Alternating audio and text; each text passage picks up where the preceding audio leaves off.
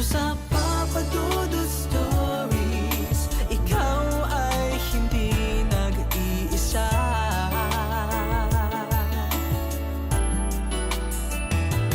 Dito sa Papa Dudut Stories, may nagmamahal sa'yo. Papa Dudut Stories, Papa Dudut Stories. Dear Papa Dudut, sa lahat po ng mga nakatutok ngayon, huwag kalimutan na mag-like, mag-share at mag-subscribe.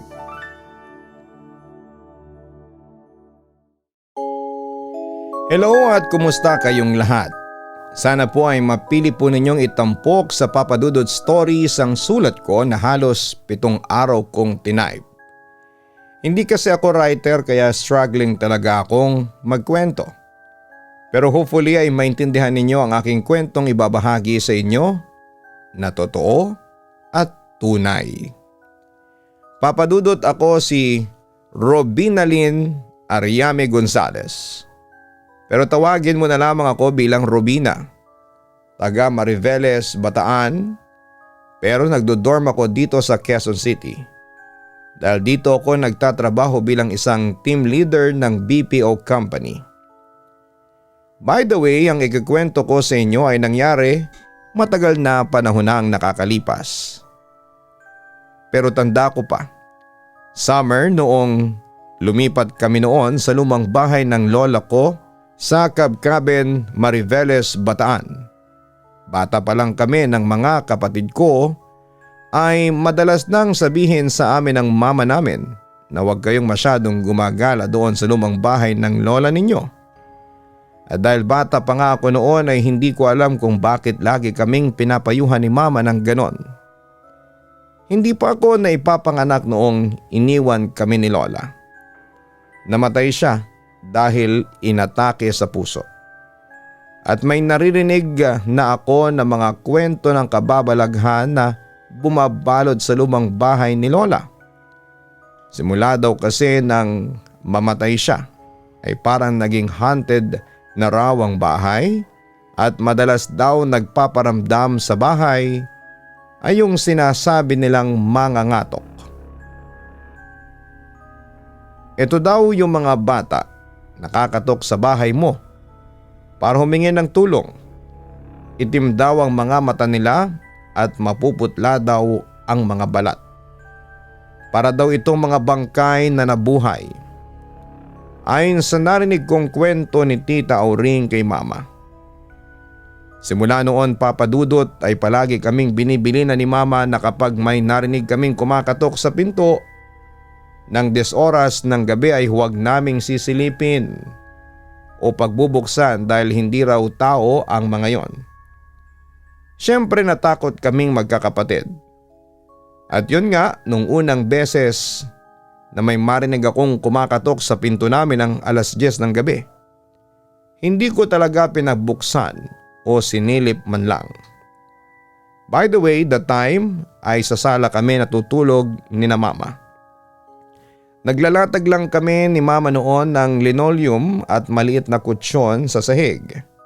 Tapos ay doon kami natutulog magkakapatid.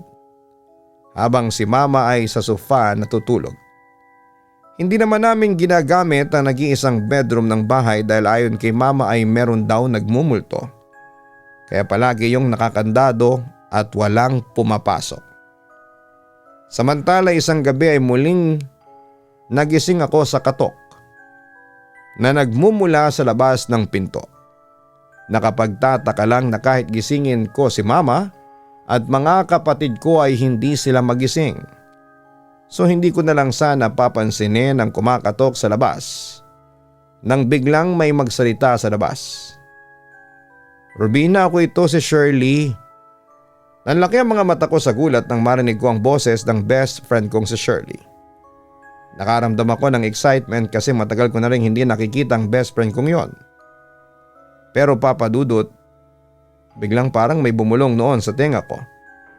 Na huwag kong buksan ang pintuan dahil hindi si Shirley ang nasa labas. Tapos bigla ko naalala na malayo ang kabkaben para mapuntahan yun ni Shirley at hindi ko sinabi sa best friend ko kung saan kami lumipat. Dahil doon Papa Dudut ay lalo ako nakaramdam ng takot. Habang nagpapatuloy sa pagkatok yung nilalang sa labas. Ano ba Rubina? Kanina pa ako nandito. Hindi mo ba ako papapasukin? Nilalamig na ako. Sabi pa ng boses ng gumagaya sa best friend ko. Hindi ikaw ang best friend ko, umalis ka na. Kasi hindi kita pagbubuksan ng pinto, sigaw ko. Maya-maya ay tumigil na ang pagkatok sa pinto habang ako naman ay pinipilit na matulog ulit. Kaya sumiksik ako malapit sa ilalim ng sofa. Buti na lamang at nakatulog din ako makaraan siguro ng 10 minuto. Kinaumagahan agad kong kinuwento kay mama ang naranasan ko. Kaya nang sumunod na gabi ay naglagay na ng asin si mama sa tapat ng pintuan at sa bintana namin para hindi na ulit ako makatok. Fast forward to December. Napag-usapan ng mga relatives namin na doon naman daw sana sa lumang bahay ni Lola kami mag-celebrate ng Pasko. Since yung bahay ay maayos pa naman at yun kasi ang request ni Lolo na uuwi galing sa Amerika. Simula kasi nang mamatay si Lolo ay sumama na kina Tita Belen si Lolo nang mag-migrate sila sa US. So ayun na nga Papa Dudut, lahat ay umagree since we also want to spend time with our Lolo. And nung Noche Buena na kumain lang kami, normal things. Wala namang nangyari not until nakatulog ako sa sobrang pagod ko sa mga activities na ginawa namin noong Pasko. Nakatulog ako sa sofa noon and I had a dream. Sa diwa ko ay alam kong panaginip ko yon. Pero hindi ko magawang igalaw ang katawan ko. Nagkaroon ako ng session ng sleep paralysis. Nang minulat ko yung mga mata ko, nakita kong may batang babaeng mahaba ang buhok na nakaputing damit na mahaba ang nakapatong sa akin habang sinasakal. Sinasakal ako. Hindi ko maaninag ang mukha niya pero alam kong galit po ito. Pinipilit kong sumigaw pero walang lumalabas na boses sa akin. Todo ang kaba ko noon habang unti-unti akong nauubusan ng hininga dahil sa kaba at takot. Pati na rin sa paraan ng pagsakal nito sa akin. Ramdam na ramdam ko ang kamay niya na nakapalibot sa leeg ko. Hanggang sa naramdaman kong may gumigising sa akin. Si Lolo pala dahil parang nananaginip ako. Sinabi ko namang ayos lamang ako kaya hinayaan lang niya. Tinignan ko ang paligid, 3:00 pa lang pala ng madaling araw. Sila mama ay nag-uusap na sa sala at ang mga pinsan ko ay naglalaro habang ang iba ay may sari-sariling mundo. Pero ang hindi ko maalis sa paningin ko ay may anino ng bata na nakatayo sa likod ng pintuan at tila ba nakatitig sa akin. Ang lakas ng tibok ng puso ko habang tinitingnan ng kulay itim na may postura na parang tao sa likod ng pintuan. Ramdam ko rin ang malamig na pawis sa noo ko. Agaran akong nagdasal ng mga oras na yon. Ipinikit ko ang mga mata ko at nagdasal ako ng Our Father habang unti-unti kong minumulat ang mga mata ko. Tinitignan kung wala na ba yung anino pero biglang may mukhang nakaharap sa akin. Pero biglang ding nawala. Kitang-kita ko na nasa harapan ko yung mukha ng tila isang bata. Sobrang lapit. Itim ang balat niya, malaki ang mga mata na kulay itim din na nakatitig sa akin. Mahabang mga buhok niya na parang basang-basa siya. Napasigaw ako ng oras na yon at nawalan ako ng malay dahil sa sobrang takot. Pagkagising ko si mama ang bumungad sa akin at hindi ko makakalimutan ng sinabi niya. Nangyari na din sa akin yan. Kaya nga sinasabi kong huwag kayong masyadong doon dahil yun din ang naging rason kung bakit inatake sa puso ang lola mo. Sa puntong yon, Papa Dudut, ay natakot na ako sa lumang bahay ni Lola. At palagi kong nire-request sa kanya na lumipat na lamang kami sa katabing bahay na nakatakdang bakantehin ng umuupa. Nakaisip ng ideya si Mama at nagpa siya nga silang lumipat sa kabilang bahay na pag-aari din ni Lola. At yung mismong lumang bahay ang siyang pinaupahan ni Mama sa halagang 5,500 pesos noon. Lumipas sa mga panahon ay unti-unti ko nakalimutan ang na-experience kong yon sa bahay ni Lola. Dahil sa nilipatan namin ay maayos naman at walang nagmumulto. Bago na kasi ito kumpara doon sa main house. Sa kabilang banda ay walang tumatagal na tenants doon sa lumang bahay. Siguro dahil sa kababalaghang nagaganap doon. Pero kahit papaano ay hindi siya nababakante kasi kapag may umalis, may darating na bagong uupa. Samantala 19 years old na ako nang mamatay si Lolo sa edad na 102. Doon siya namatay sa Amerika. Noong dininig ang last will and testament ni Lolo.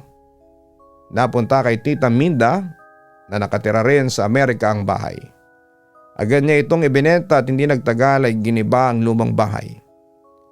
Papa Dudut, dito nagsimula ang kababalaghan doon sa bahay namin dahil parang lumipat sa amin yung mga nilalang na nakatira doon, kasama na yung mga ngatok. Pagkagiba pa nga lang sa lumang bahay ay nagising akong may kumakatok sa main door ng 10 oras ng gabi. Nasa kwarto kami noon at natutulog sina Mama at mga kapatid ko. At dahil yung bintana ng kwarto namin ay katabi lang halos ng main door since ang sala at bedroom ay magkatabi lang. Kaya dinig na dinig ko yung kumakatok. Dahan-dahan akong bumangon at sumilip noon sa bintana pero wala akong nakitang tao.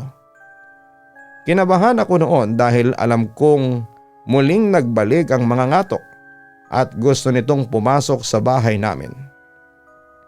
Dahil dito, sinabi ko kay Mama ang naranasan ko at agad-agad siyang naglagay ng mga pangontrang asin, bawang sa pintuan at mga bintana. Sa kabilang banda noong araw ding yon ay dumating sa amin ang pinsan kong si Bea kasama ang 3 anak niyang maliliit pa. Single mom si Bea at malapit siya kay Mama at sa akin. Kaya nung makiusap si Bea na ipakisuyo sa amin ang 3 anak niya dahil siya ay magtatrabaho na sa ibang bansa ay pumayag na kami ni Mama na kami na lang mga mag-alaga sa mga chikiting. Nangako naman si Bea na susustentuhan niya ang kanyang mga anak habang nasa ibang bansa.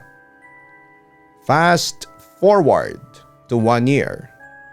Naging close ko naman ang mga anak ni Bea na noon ay 7, 6 and 5 years old. Mami ang tawag nila sa amin ni Mama at tinuring ko na rin silang anak kahit na 20 years old pa lamang ako.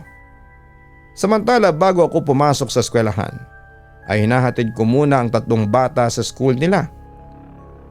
Isang araw maaga akong umuwi dahil nasuspend ang klase namin. Tiyempo namang nag-message sa akin si Mama. Pinakikiusapan ako na ako na ang sumundo sa 3 bata dahil masakit ang katawan niya.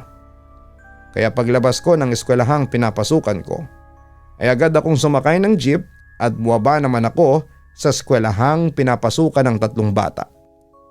Habang naghihintay ako sa 3 pamangkin ko ay narinig ko ang mga pinagchichismisan ng mga katabi ko. Uy kagabi, alam niyo ba may 3 bata sa harapan mismo ng pinto namin, kumakatok sila. Ang binuksan ko lang yung pinto pero yung screen door hindi eh.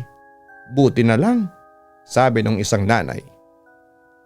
Tinanong siya kung bakit at nasabi niyang buti na lang.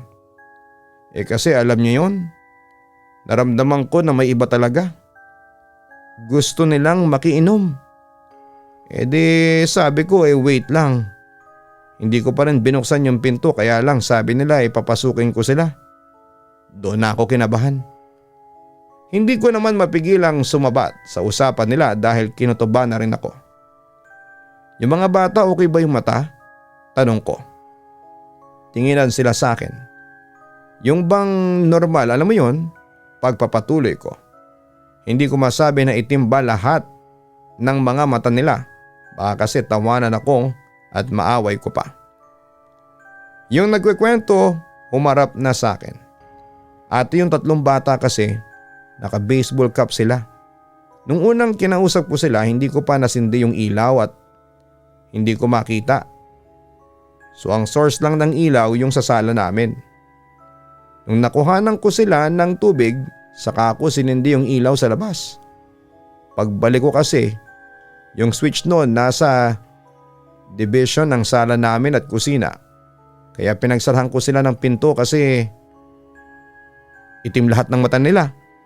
Ako na ang nagtuloy. Tumango siya. Nagtayuan ang mga balahibo ko tapos ayon tumawa yung iba. Naniniwala ako sa iyo. Naranasan namin yan, tamang ginawa mo. At saka sa panahon ngayon kahit na hindi paranormal yon, tamang ginawa mo. Nagagamit ng mga bata ngayon ng masasamang loob. Nanahimik sila dahil na rin siguro sa takot. Pagdating ng gabi ay sinarado ko na agad ang mga bintana at pintuan. Sunod na araw halos mapunit yung manggas ng t-shirt ko sa kakahila. Nung mga kachismisan ko kahapon na sina Arian, Jobel, Alexa at Myla, mga nanay na madalas maghatid sundo sa mga anak nila sa school. Hindi ko na nga naihatid ang panganay na pamangkin ko sa room niya. Yung isa si Jobel halatang walang tulog. Kahit si Alexa. Di tinanong ko kung anong problema. Kasi ate si Jobel ito yung malakas tumawa nung nakaraan. Kagabi nasa labas ako kasi katext ko ang asawa ko. Sa terrace namin, sa labas kasi malakas ang signal. May 2 bata siguro mga 12 o 11 anyos na sila. Kumatok muna raw ng 3 beses sa mga bata bago pumasok na lang bigla sa gate namin. Kumapit sila sa grills ng terrace pero medyo nakayuko dati. Sabi nila pwede daw bang pumasok. Makikipahinga lang sila. Tumango ako. Naalala ko yung kwento ni Arian. Kaya pumasok na agad ako sa bahay.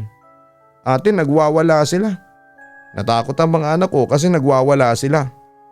Hindi ko nakita ang mga mata nila pero pinipilit nilang papasukin ko sila kahit saglit lang daw. Tingin kami kay Alexa. Ako ate hindi sa pinto pero sa bintana ng kwarto namin mag-asawa. Kumakatok lang yung 3 bata. Gusto ng asawa kong labasin sila pero inawad ko. Pero nung lumipat kami ng kwarto tumigil naman sila. Ito namang si Myla tumawa ng tumawa. Tinatakot daw namin ang mga sarili namin. Si Myla pamangkin niya yung binabantayan niya.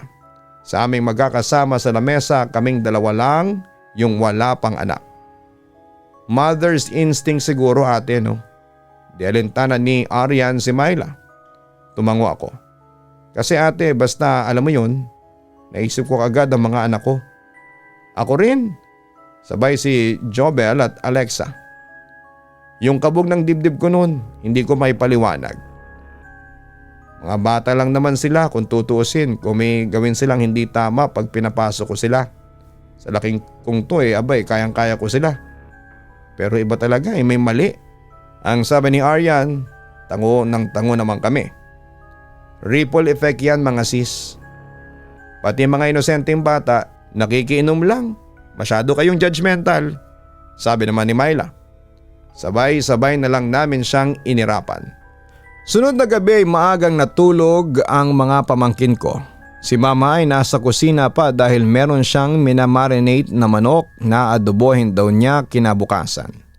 Ako naman ay sa sala ko tumambay para manood ng TV. Nood-nood lang, bandang 9:00 yung alaga naming pusa na si Oreo ay kumalmot sa pinto. Gustong lumabas ng kwarto ng mga pamangkin ko, di binuksan ko. Umakyat ang pusa sa upuan na nakatapat sa bintana. Tapos nagmiyaw siya ng malakas. Di ako naman ay sumilip pero papadudot na pamura ako kasi may sumilip din. Batang babae. Sinindi ko bigla ang ilaw sa labas, 2 sila. Hindi ako makapagsalita. Nang hihingi ng pagkain at agad namang lumapit si mama sa akin habang ako ay niyakap ang alaga naming pusa. Tapos may kumatok na sa main door, gulat na gulat kami ni mama. Pahinging pagkain, sabi ng isang batang babae. Papasukin niyo kami, wika naman ng isa. Hindi namin kayo papasukin dito sa bahay namin, kaya umalis na kayo dito. Galit na sigaw ni mama sa mga bata na nasa labas. Pero nagulat kami nang biglang magmura ng malutong ang isang batang babae na nasa labas. Ikaw matanda ka? Kapag pinaghintay mo kami mamaya, kakainin namin ang laman loob mo. Nakita ko namang natakot si mama sa narinig niya mula sa mga bata. Habang ako ay sumigaw na rin kahit na natatakot na ako na mga oras na yon. Umalis kayo sa bahay namin sa ngalan ng Panginoong Hesukristo. Kayo mga kampo ng demonyo, wala kayong lugar sa bahay na pinoprotektahan ng Diyos ng liwanag, ang sabi ko.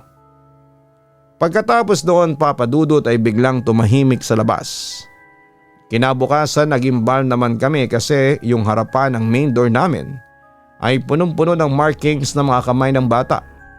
Markings na tila gawa sa dugo kasi pula at amoy malansa. Nang araw ding yon ay naabutan ko si Myla na nagkukwento. Nagulat nga ako kasi yung tungkol sa mga batang mga ngatok ang naabutan kong topic nila. O ate, may isang bata kagabi na nanghingi ng makakain. Kina ate, kita mo pinapasok pa namin. Binigyan pa namin ng damit. Pati payong kasi di ba kagabi ang lakas ng ulan. Kita mo wala namang nangyaring masama sa amin. Judgmental lang naman kayo kasi. Tinginan kami nila Aryan, hindi na lang namin siya sinagot. Pero kinabukasan absent si Myla at pamangkin niya. Nakita nila Aryan yung nanay ng pamangkin niya, tinawag nila. Ako naman kasi hindi ko kilala, nakinig lang ako ng pasikreto. Binabantiyan ni Myla. Sinugod namin sa ospital si Riley kasi dumugo bigla ang ilong. Dumi niya may dugo rin. Dengue daw at typhoid. Alam niyo naman di ba maselan ako sa anak ko. Kaya hindi ko alam bakit nagka-typhoid. Dengue maintindihan ko pa. Ang nakapagtataka lang ay biglang namamayat ang anak ko. Kinilabutan ako habang nakikinig. Pagdating ko sa bahay ay naabutan ko si mama na may kausap na matandang lalaki na isa palang albularyo. Magkaibigan pala sila mama at yung matandang tawagin na lang natin sa pangalang Tasyo. Agad kong kinuwento kay Mang Tasyo ang mga naranasan ko at mga narinig kong kwento mula sa mga kaibigan ko. Mga ngatok. Bugad niya sa akin. Maaring mga ngatok yung mga bata. Sa mythology, yung mga ngatok 3 hooded figures yan.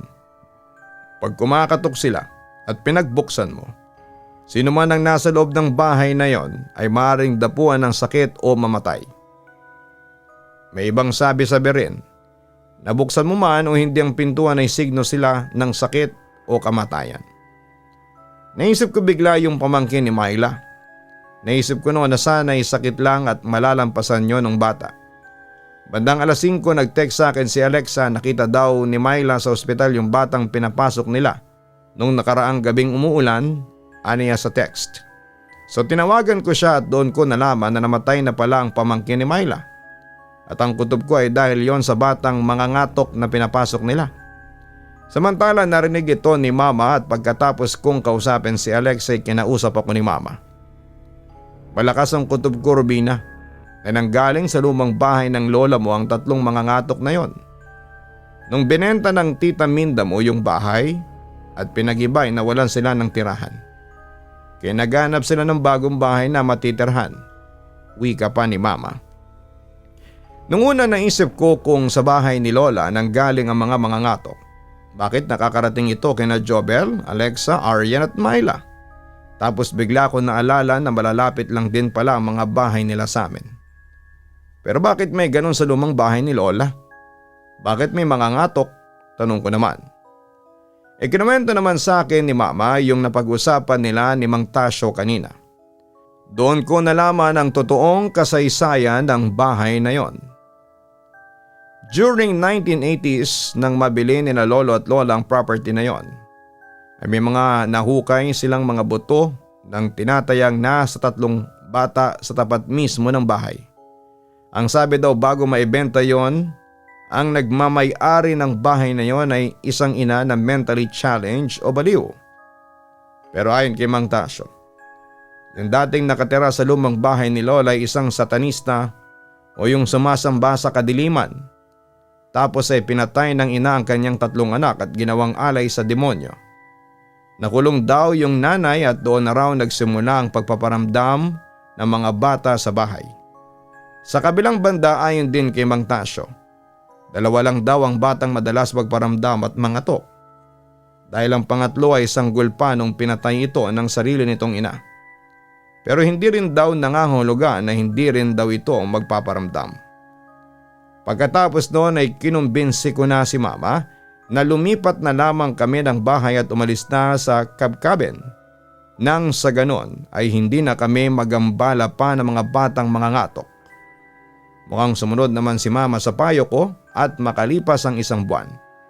Umalis na kami sa bahay at ibinenta na lamang yon ni Mama habang kami ay tumira naman sa barangay Alas Asin. Malapit lamang sa Maritime Academy of Asia and the Pacific or MAAP. Ito yung sikat na eskwelahan kung saan ay nag-aaral ang mga seafarers at mga nagtatrabaho sa customs. Sa ngayon Papa Dudut ay dito pa rin kami nakatira sa Alas Asin. May asawa na ako na isang seaman at isang anak sa ngayon. Habang kasama ko pa rin si Mama at nakatira siya sa bahay naming mag-asawa. Pero recently ay nagdo-dorm ako dito sa QC dahil sa trabaho ko bilang TL or team leader ng isang malaking BPO. Ganun pa man may regular na komunikasyon ako sa aking anak na nasa pangangalaga ng aking ina. Ang asawa ko naman ay madalas na nasa laot pero syempre may regular na communication kami sa isa't isa. At yun lang ang maikwekwento ko sa inyo Papa Dudut. Thank you in advance kung maikwekwento ninyo ang aking karanasan. Abangan namin ito. God bless and more power sa inyong lahat. Lubos na gumagalang, Rubina. Maraming salamat Rubina sa pag-share mo ng iyong tunay na karanasan tungkol sa mga mangangatok. Isa ito sa mga kwento na alam nating hati ang magiging opinyon mula sa mga tagapakinig. May naniniwala, meron ding hindi. Ganon pa man ang aral na mapupulot natin sa kwentong ito ay huwag kang magpapapasok sa iyong bahay ng taong hindi mo kilala. Kahit pa nga bata yan. Maging mapanuri, mapag-obserba, maging alerto at higit sa lahat ay huwag basta magtitiwala lalo na sa mga hindi mo kilala. Tandaan na kaya laganap ang krimen sa bansa dahil may mga taong hindi nag-iisip o nag-iingat. Lalo na sa panahon ngayon na pati mga bata ay ginagamit ng mga kawatan, mga sindikato para sa krimen. Kaya ugaliin ang pag-iingat at syempre panalangin na rin sa Panginoon. Nang sa ganon ay mailayon niya tayo sa mga taong gustong manamantala sa atin.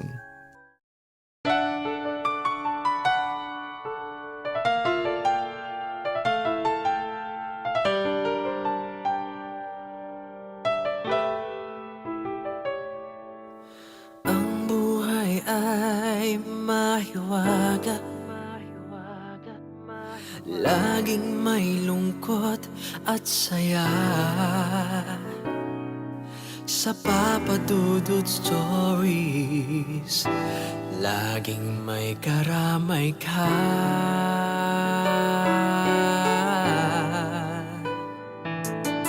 Mga problemang kay bigat, dito ay pakikinggan ka. Sa Papa Dudut Stories, kami ay iyong kasama. Dito sa Papa Dudut Stories, ikaw ay hindi nag-iisa.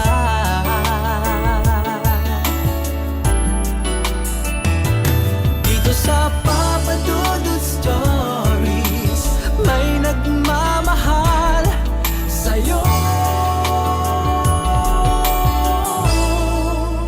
Papa Dudut Stories, Papa Dudut Stories,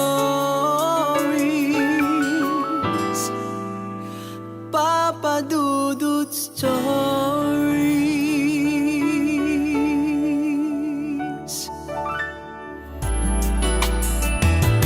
Dito sa Papa Dudut Stories, may nagmamahal sa'yo.